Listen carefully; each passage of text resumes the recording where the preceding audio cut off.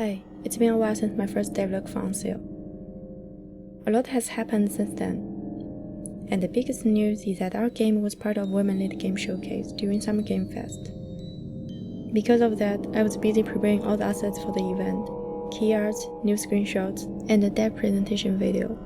At the same time, my friend and I were rushing to finish up some features and fix bugs to launch our first Steam Playtest right before the showcase.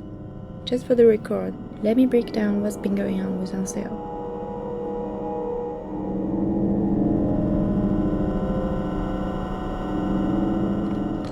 Before knowing that we were selected for the showcase, I was working on a combination lock system as part of our game puzzles. This is a super common feature for a puzzle game, but I didn't actually have time to focus on it until about a month ago. I actually put this lock system up for sale on FUB recently, along with a few other 3D assets.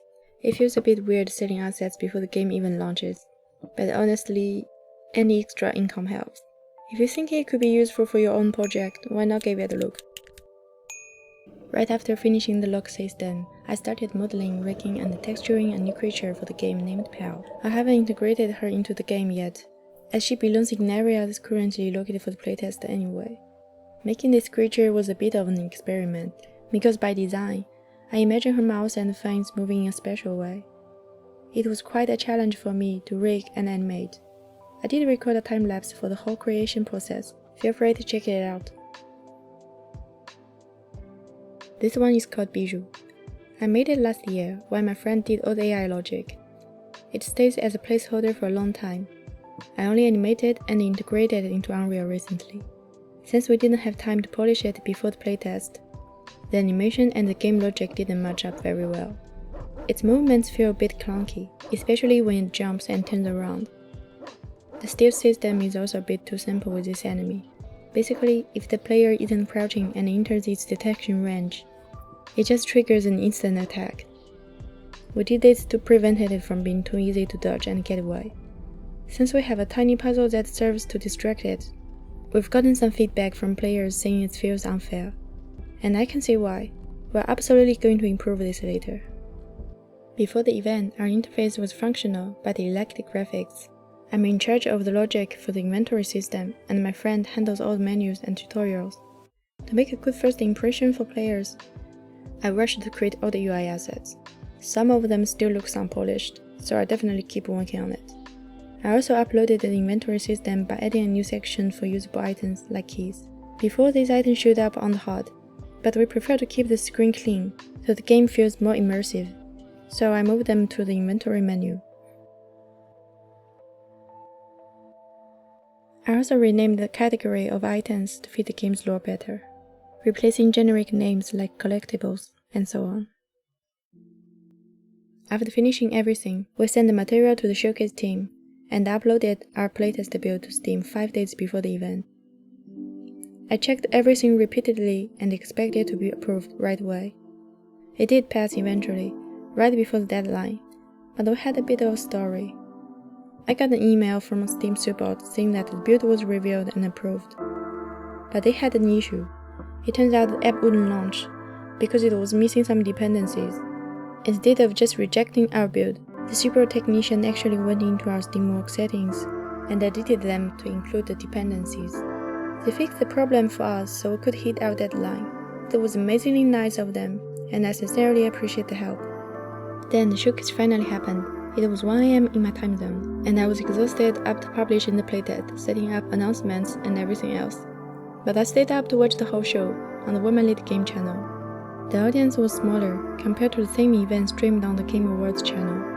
I think it was mostly other participating devs in the chat, but everyone was super supportive and nice. I felt encouraged by this event. There were so many impressive game and amazing female team leaders and developers. I'm really proud that our game was presented alongside them. Plus, it brought us some real attention. To be honest, we were struggling to even reach 200 wishlists since launching our Steam page in April. But with the exposure from this event, we are now over 2,000 wishlists. For a game that's still in early development and doesn't have a public demo yet, I'm quite happy with that. Thank you so much to everyone who wishlisted our game, and thanks to the WLG team for giving us this chance. Speaking of the presentation video, I actually just posted a refined version of it to to the Unseal YouTube channel. The original version had some bad anti-aliasing issue in the gameplay clips, but I didn't have time to fix them before the deadline. That video ended up getting cross-posted by IGN and a few big indie game YouTube channels, which was amazing, but it was also a bit unfortunate, because the game actually looked a bit worse in that video than it does in the actual playtest build. So, I recorded some new clips, cut out the part where I announced the start of the playtest since it's finished now, and uploaded a slightly improved version. Check it out if you're interested. I wanted to make this devlog right after the showcase, but I completely underestimated how time-consuming managing the Steam backend would be. Since releasing the playtest, thanks to everyone who took the time to fill out our feedback forms, my friend and I have been constantly fixing and improving things. During the 3-week playtest, we updated the build 6 times. I had zero time for anything else, and it was honestly pretty stressful. Each time before uploading an update, I had to check several times just in case our new fix or added stuff caused other troubles. My OCD was just at its finest.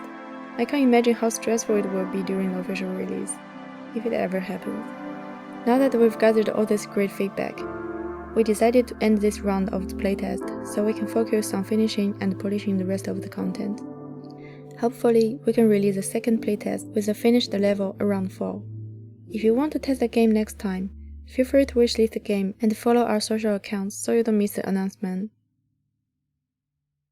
I'm going to end this video here. Thank you so much for watching, and I hope to see you again in the next one. Bye.